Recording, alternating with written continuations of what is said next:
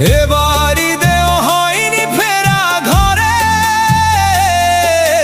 প্রিয়জন ছাড়া ঈদ কাটে মোর একলা অচিনপুরে।